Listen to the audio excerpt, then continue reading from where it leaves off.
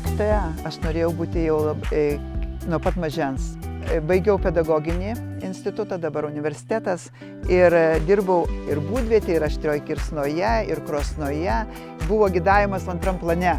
Reikėjo ruoštis pamokoms, vasaros stovyklos, aišku, šeima. Ačiū Dievui, kad aš turiu gerą vyrą, supratingą vyrą ir kad, ko gero, ta misija mūsų yra duota šioje žemėje dirbti su jaunimu.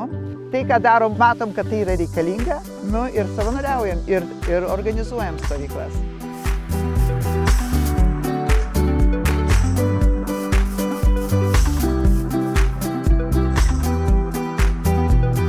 Tęsime Lazdijų krašto perlų paiešką ir šiandien esame vienoje iš Lazdijų krašto sodybų, kurioje vyksta vaikų stovykla. Ir kaip galite suprasti, kalbėsimės su ilgametė stovyklų organizatorė Audronė Pileckienė, mūsų krašto patriotė. Einam pasisveikinti. Labą dieną, Audronė. Labas, Mantai. Kur kitur jūs vasarą sutiks, jeigu ne stovyklose? Malonu tave labai matyti. Mano mokytoja. Fine. Tai papasakit šiek tiek, kur mes čia esam. Kaip matau, nameliai, turbūt stovykla, ar ne? Taip, stovykla su lietuviais iš Miuncheno, lietuvių bendruomenės, ir Lazdijų Motiejaus Gustaičio gimnazijos mokiniais. Viso mūsų yra su vadovais apie 47. Ir ši stovykla vadinasi Lietuviško kodo beieškant. Ir būtent antrus metus mes ieškom lietuviško kodo, tai yra praeities ir dabarties ir žmonių susietų su Lazdijų kraštu ir ne tik. Esame Ragainės kaime, Seirijų seniūnijoje, Šilaičių poilsiavietėje. Čia ta garsioji poilsiavietė, kur vyksta tas festivalis, ar ne, Lazdijų rajone? Taip, pat rugpjūčio pradžioj 4,5 tūkstančio iš visos Lietuvos ir ne tik, ir iš Europos jaunimo ir vyresnio amžiaus žmonių čia 3 dienas dalyvavo festivalyje, kuris vadinasi Šaknys. Gerai, tai einam, gal prisėsim, tada aptarsim daugiau detalių, gerai? Manau, kad Lazdijai jūs laiko tikra legenda, jūs esat stovyklų, nežinau, organizatorė ilgus jau metus. Tai papasakokit, kaip jūs apskritai atsiradot toje srityje. Jūs turbūt pati, dar kaip buvot mokinė, važiavot stovyklas ir po to viskas peraugo į vadovę organizatorę. Tai kokia buvo ta pradžia? Ta pati pradžia tai galbūt genai yra, todėl kad mano mama mokytoja buvo ir mes augom stovyklose Kauknoryje. Ir baigus mokyklą aš įstojau į pedagoginį Vilniaus, nekivaizdinių, ir išvažiavau dirbti į visasąjunginę stovyklą Artekas Kryme.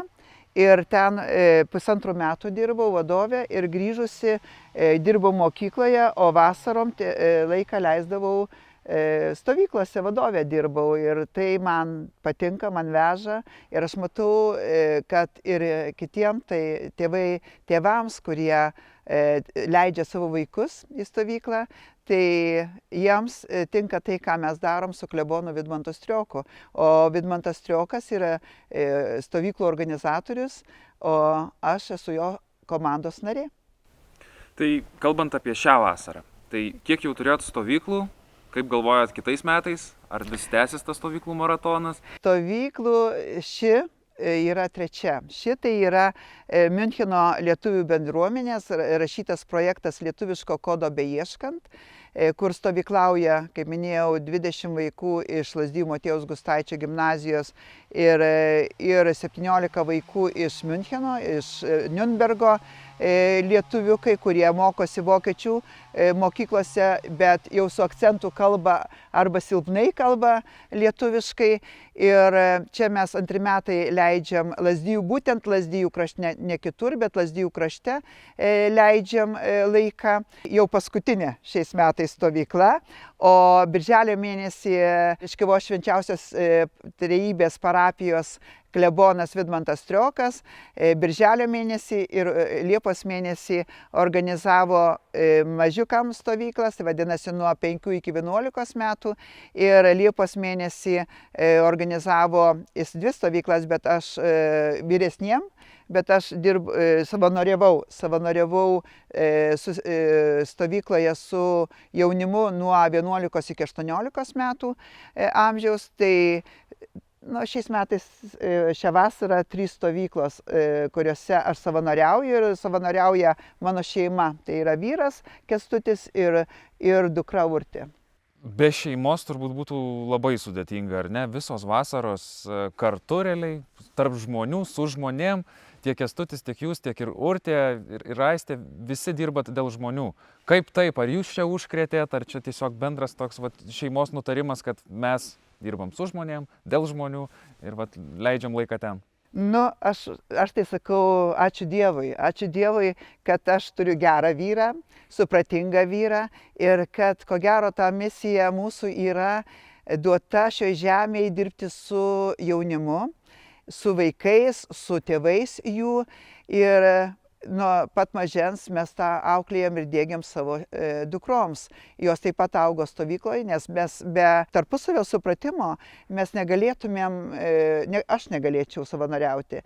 O mano vyrui tai, ką jisai daro, jis yra atsargos karininkas, Lazdijų Adolfo Ramanausko Vanago 104 kuopos vadas, Lazdijų Motiejaus Gustaičio gimnazijoje savanoriauja, dirba su jaunaisiais šauliais ir, žodžiu, mes tai, ką darom mums, tai yra, kad matom, kad tai yra reikalinga, kad tėvai mumis tiki ir savanoriaujam, ir organizuojam stovyklas.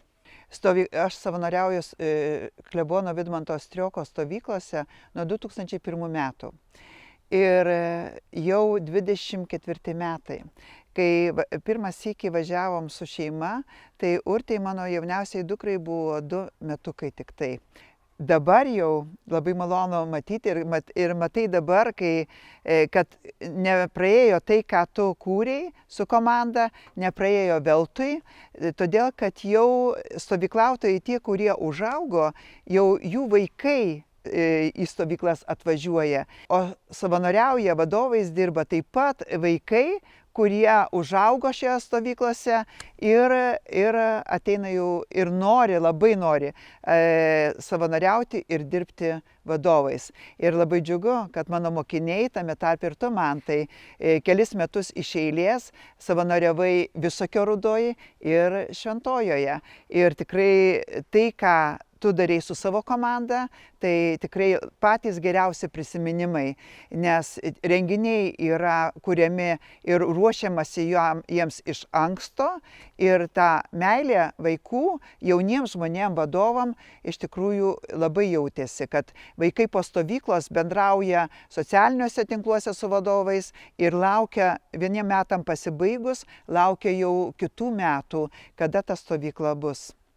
Man irgi patys turbūt gražiausi ir linksmiausi prisiminimai iš visų tų stovyklų. Tai, manau, labai naudinga, nes kartu ir vadovavimo visokiausių išmoksti dalykų ir bendrai bendravimo. Tai tikrai didžiausios rekomendacijos ir visiems linkėčiau bent po kartą vasarom pasavanoriauti pas jūs stovyklose. Aš noriu pasakyti, tai kad iš tikrųjų tas tėvų pasitikėjimas yra labai didžiulis, todėl kad finansavimas tai eina iš tėvų, nes mes projektų nerašom ir tėvai skiria savo šeimos biudžetą taip paskirsto arba vaikai patys taupo visus metus pinigus, kad kitais metais jie galėtų dalyvauti stovyklose, o klebonas Vidmantas Striokas iš tikrųjų nedaro komercinių stovyklų ir tos kainos, jos yra prieinamos kiekvienai šeimai, kurias turi šeima skirti savo vaikams. Truputį pabėgom nuo saulės ir aš įsivaizduoju, kad apie stovyklas mes čia galėtum kalbėti. Bet jūs dar ir be jų tikrai dar turit nemažai veiklų. Ilgus metus pradirbot mokytojo darbą.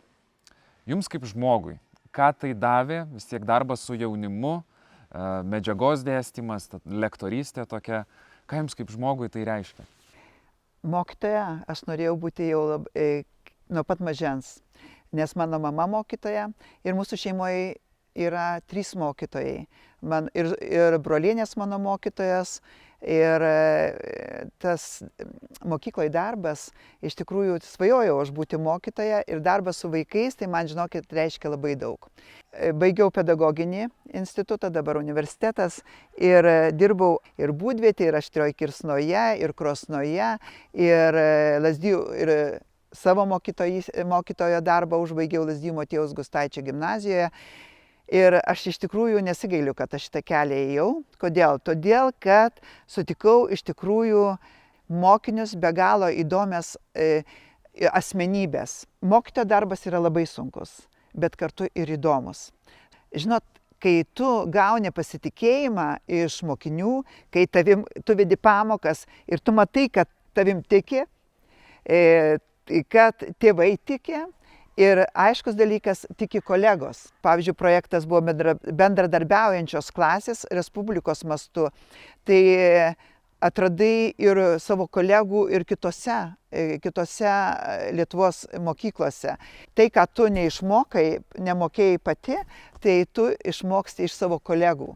Iš kitur, kurie iš tikrųjų ir iš Šiaulių viena mokytoja Vitalija Šukienė, iš tikrųjų tos informacinės technologijos, jinai būtent parodė man, kaip pamokas galima vesti nuotoliu ir kaip prakalbinti dirbtiniu intelektu asmenybės, istorinės asmenybės. Ir kai tu perteiki mokiniams ir matai, kad jiems tai veža, tai vėlgi matai, kad tu tinkama linkme esi.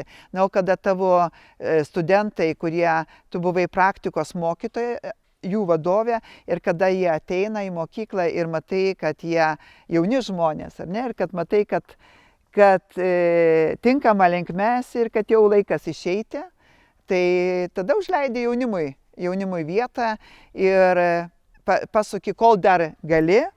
O kai dirbi su jaunais žmonėmis, tu pati nesensti. Ir tada to pasiutimo dar turi, nes tu negali būti kitokia. Tai tada eini kitur. Ir aš pasirinkau pernai kelią, kad su šeima savo artimoj pašnekėjus, kad aš norėčiau išvažiuoti, kol dar galiu, išvažiuoti ir padirbėti Vokietijoje. Ir aš šiuo metu mokausi 2 kartus į savaitę vokiečių kalbą. Tarp kitko, aš turėjau labai gerą Lazdijų mokykloje mokytoją, Misevičiūtę, kuri tikrai davė man gerus pagrindus ir vokiečių kalbą aš kalbu. Sunkiau man sekasi anglų kalba, nes iš tikrųjų 3 kartus pradėjau, bet keli žodžius tik žinau. Bet aš dėkinga Krosnoj, kai dirbau, aš dėkinga ir Lazdijų tas pats, aš dėkinga Jūratei Sutkuvienei ir Ilonai Akrominiai mokytojom, kurių dėka aš dalyvavau Erasmus programoje. Ir iš tikrųjų jų dėka, šių mokytojų dėka, aš su mokiniais ir su kolegomis keliavomės po Europos mokyklas, Austrijoje, Suomijoje, Rumunijoje, ir ta patirtis, ką tu pamatėjai, ką tu įgijai, tai yra, žinokit, neįkainojama. Šita laida yra Lazdijų turizmo informacinio centro, Lazdijų krašto perlai. Ir vis tiek kalbiname tuos žmonės, kurie vienaip ar kitaip yra susiję su turizmu. Jūs su turizmu esate susijus labai glaudžiai. Tai papasakokit, kaip jūs tapot gidę, ar vis dar užsiimat tą veiklą ir kaip jums sekasi. Kelionės tai man patiko jau nuo pat vaikystės, jaunystės kelionės patiko, ir iš tikrųjų Lietuvos istorija, pati esu istorijos mokytoja, ir Lietuvos istorija ir Europos istorija domiuosi ir skaitau, bet esu dėkinga Lazdijų turizmo informaciniam centrui. Jūs rašėt projektą Lazdijų turizmo informacinis centras, Romai Stulgienė esu dėkinga, nes jinai pakvietė, ir aš turiu gido pažymėjimą, baigiau kursus. Vėliau aš baigiau kelionių agentūroje kelionių gido kursus, ir dėl gyvenimo intensyvaus su gidavimu buvo gidavimas antram plane. nes dirbau mokytoja, reikėjo ruoštis pamokoms, vasaros stovyklos, aišku, šeimos rūpesčiai ir džiaugsmai yra. Tačiau dabar, kai jau nebedirbu mokykloje, tai aš daugiau galiu skirti gidavimui ir būtent esu dėkinga kolegijai savo Laimai Bilevičiniai, kuri pakvietė mane ir atstovauti ir vesti ekskursijas per kelionių agentūrą Alvaturas. Ir šiais metais tai intensyviai jau pristatau ne tik Lazdijų kraštą, tačiau ir kitus Lietuvos miestus. Taip pat ir važiuojam ir į Lenkijos Respubliką. Nepaslaptis irgi, kad aš po kelis mėnesius dirbu Vokietijoje.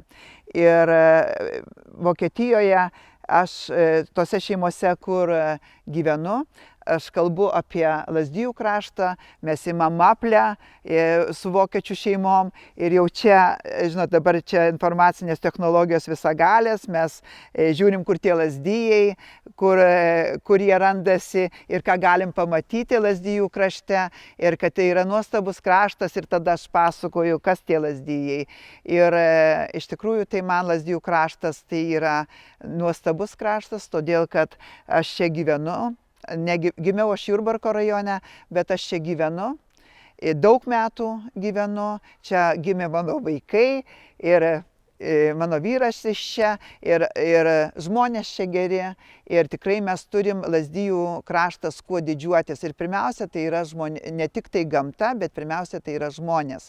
Nes į Katų, kai atvažiuoja į Lazdijų kraštą iš kitur, tai pirmiausia, tu sakai, kad su kuo tu gali susitikti. O parodyti, ką susitikti tikrai yra. Ir kaip pavyzdį galiu pasakyti, lietuviško kodo beieškant, taip pat yra iniciatorė lazdijietė Kristina Kandratavičiūtė, jinai 12 metų gyvena Miunchene, tačiau jos mintis, idėja buvo parašyti projektą su komanda Lietuvos švietimo ministerijai, bet kad būtent tas projektas, kad tos vyktų Lazdijų krašte. Ir antri metai mes esam čia Lazdijų krašte ir būtent susitinkam su žmonėm, domimės, kuo gyvena Lazdijų krašto žmonės, kokias dainas dainavo, kokius valgius valgė, ką jie veikia dabar, kokios tradicijos. Nu, vienu žodžiu, kad mes tikrai norim garsinti mūsų kraštą ir būti šio krašto patriotais. Labai jums ačiū.